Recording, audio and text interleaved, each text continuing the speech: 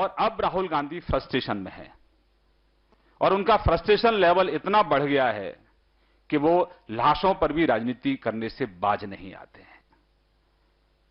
लगातार उनकी कोशिश होती है कि देश में कहीं पर भी कोई हत्या हो, चाहे वो किसी के छात्र की आत्महत्या हो या किसी पूर्व सैनिक की आत्महत्या हो, वो राजनीतिक रोटियां सेकने से बाज नहीं आते हैं।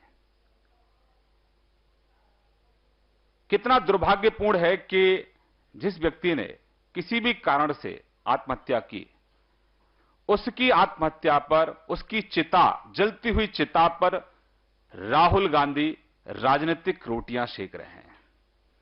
और ये बेईमानी की और झूठ बोलने की पराकाष्ठा है कि ये वही राहुल गांधी जी हैं जो 10 साल तक सिर्फ पूर्व सैनिकों को गुमराह करते रहे और इनसे पूर्व के जो इनके सरकारें रहीं, 43 साल तक जो वन रैंक वन पेंशन की जो डिमांड थी पूर्व सैनिकों की, उसको सिर्फ ये टालते रहे। और इनकी गंभीरता पूर्व सैनिकों के लिए देखिए कितने गंभीर हैं ये, कि कमिटमेंट तो किया, वायदा तो किया कि हम वन रैंक वन पेंशन को लागू करेंगे, लेकिन उसके ऊपर गंभीरता से राहुल जी की सरकार ने विचार तक नहीं किया और बिना विचार किए सिर्फ गुमराह करने के लिए 500 करोड़ का बजट निर्धारित कर दिया।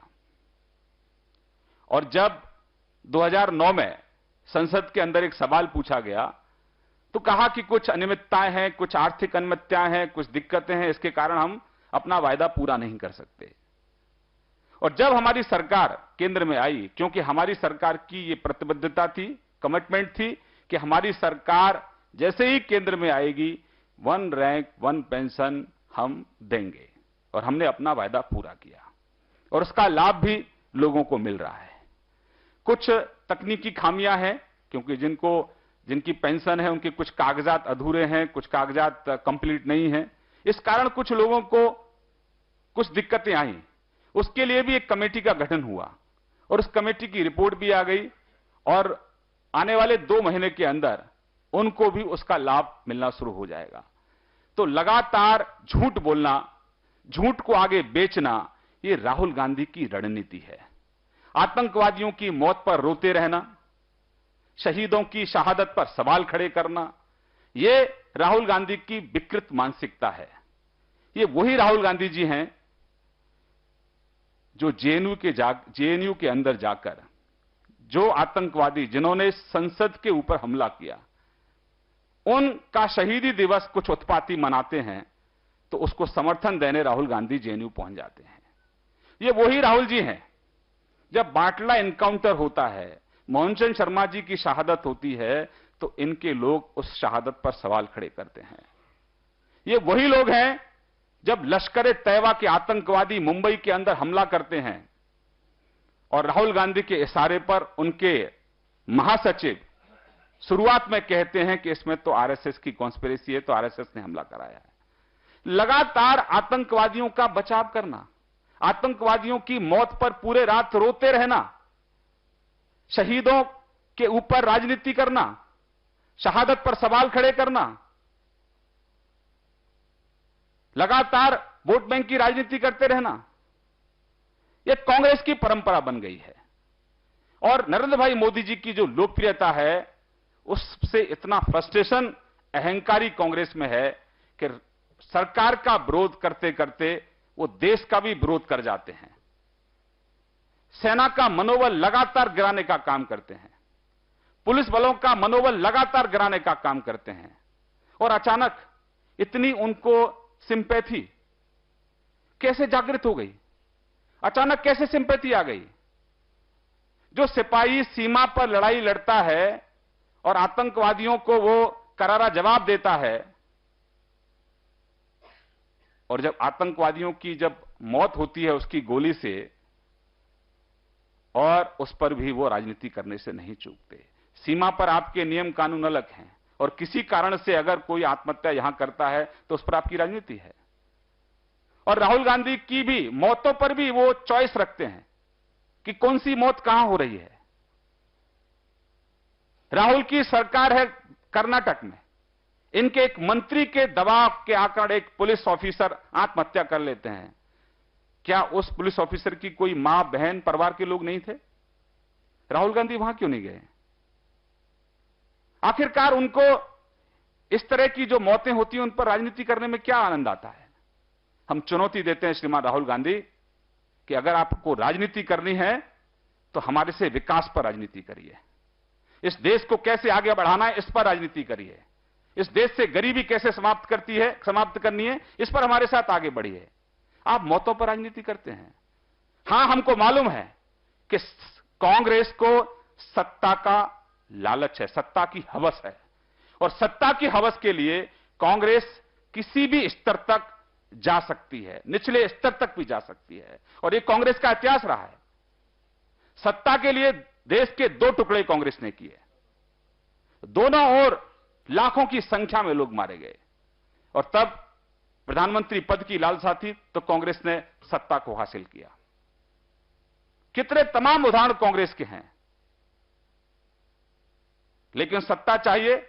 सत्ता के लिए अगर किसी की मौत भी होती है तो उस पर भी राजनीतिक रोटियां सेकने से कांग्रेस बाज नहीं आती है, और इसीलिए कांग्रेस को देश की जनता ने नकारने का काम किया है। और हालात यह है कि 2014 में राहुल गांधी और सोनिया गांधी जी के नेतृत्व को जनता ने खदेड़ा, जनता ने अस्वीकार किया, और हालात ऐसे हैं कि लगातार राहुल गांधी के जो बड़े दिग्गज नेता हैं वो भी राहुल के नेतृत्व को स्वीकार नहीं कर रहे हैं, अस्वीकार करके कांग्रेस को छोड़ रहे हैं। लेकिन राहुल गांधी हैं कि इस वास्तविकता को स्वीकार नहीं कर पा रहे हैं। आत्मचिंतन करिए राहुल जी, मौतों पर राजनीति मत करिए। मौतों पर राजनीति आपके बहुत पूर्वजों ने भी की, लेकिन भला नहीं हुआ उससे। हम तो आपसे विनम्र आग्रह करते हैं कि इस देश के लिए, क्योंकि आज आतंकवाद का संकट इस देश के ऊपर है, लगातार देश का दुश्मन इस फिराक में है कि कब मौका मिले और कब वो देश के अंदर तबाही मनाए। वो तबाही मचाना चाहता है, लगातार आईएस की धमकियां, लगातार आतंकवादियों की धमकियां, और ऐसे में पूरा देश जहां अपने आर्म फोर्सेस के पीछे खड़ा है, आप मनोबल गिराने का काम मत करिए, सेना का मनोबल मत गिराइए। आपने बहुत घटिया राजनीति की है, आपने निचले स्तर की राजनीति की है, लेकिन सेना के नाम पर आप राजनीति मत करिए, यह देश आपको कभी माफ नहीं करेगा। और इनके साथ एक इनके भाई और हैं, केजरीवाल साहब, राजनीतिक रोटियां सेकने में वो भी पीछे नहीं है। वो ऐसे व्यक्ति हैं जिनके पास दुनिया की सभी समस्याओं का समाधान है, लेकिन जो उनके दिल्ली में विधायक हैं, जो भ्रष्टाचार में संलिप्त हैं, दुराचार में संलिप्त हैं, व्यभिचार में संलिप्त हैं, अपराध में संलिप्त हैं, उनका इलाज उनके पास नहीं है। दुराचार, व्यभिचार की पराकाष्ठा यह है कि एक आम आदमी पार्टी की कार्यकर्ता, जिसका यौन शोषण अरविंद केजरीवाल के लोग करते हैं, उससे दुखित होकर जब वो महिला अरविंद केजरीवाल साहब को मिलती है तो केजरीवाल साहब कहते हैं कि एडजस्टमेंट कर लीजिए, और वो महिला आत्महत्या कर लेती है। ये चरित्र है अरविंद केजरीवाल का और राहुल गांधी जी का। दोनों के अंदर आज प्रतिस्पर्धा है कि एक्टिंग कौन अच्छी कर सकता है, देश के प्रधानमंत्री को कौन एब्यूज कैसे कर सकता है, उनकी छवि को कोई कैसे खराब कर सकता है। इस तरह की प्रतिस्पर्धा है। हम तो दोनों महारथियों से कहते हैं कि आप दोनों महारथी अपनी अपनी जिम्मेदारियों में पूरी तरह से विफल रहे हैं। अगर आपको राजनीति करनी है तो हमसे राजनीति करिए और हम सब मिलकर विकास पर राजनीति करें, प्रतिस्पर्धा करिए हमारे साथ, राहुल जी और केजरीवाल जी। हम चुनौती देते हैं आपको। हमारे राज्य विकास में बहुत आगे हैं, वहीं आप लोग बहुत फिसड्डी हैं। आप बयानों में बहुत आगे हैं, आप षड्यंत्र करने में बहुत आगे हैं, लेकिन विकास में आप बहुत पीछे हैं। हमारा यह कहना है कि विपक्ष के लोग एक षड्यंत्र के तहत भारतीय जनता पार्टी की केंद्र की सरकार, नरेंद्र भाई मोदी जी की सरकार को लगातार बदनाम करने की कोशिश कर रहे हैं, और यह सिलसिला लंबे समय से चल रहा है। जब जब चुनाव नजदीक आता है, एक षड्यंत्र के तहत, कॉन्स्पिरेसी के तहत इस तरह की घटनाएं की जाती हैं और उनको फिर बुनाया जाता है, वोट बैंक की रोटियां उन पर सेकी जाती हैं। जब जब चुनाव आता है, क्योंकि अब चुनाव नजदीक है, इसलिए इस पर भी राजनीति करने से ये लोग नहीं चूक रहे हैं और चिताओं पर और लाशों पर राजनीति करने में कांग्रेस और उसके सहयोगी आम आदमी पार्टी और अन्य कांग्रेस के सहयोगी दल कुख्यात हैं। देश की जनता बारीकी से सब चीजों को देख रही है। ओआरओपी हमारी प्रतिबद्धता थी, हमारी कमिटमेंट थी, उसको हमारी सरकार ने पूरा किया है। और जो लोग आज सड़क पर ट्रैफिक जाम कर रहे हैं, लोगों को गुमराह कर रहे हैं, ये वही लोग हैं जिन्होंने पूर्व सैनिकों के साथ विश्वासघात किया है। और इनको कोई मौलिक अधिकार नहीं बनता है कि ये ओआरओपी पर एक शब्द भी बोलें। मेरी तरफ से इतना ही। अगर कोई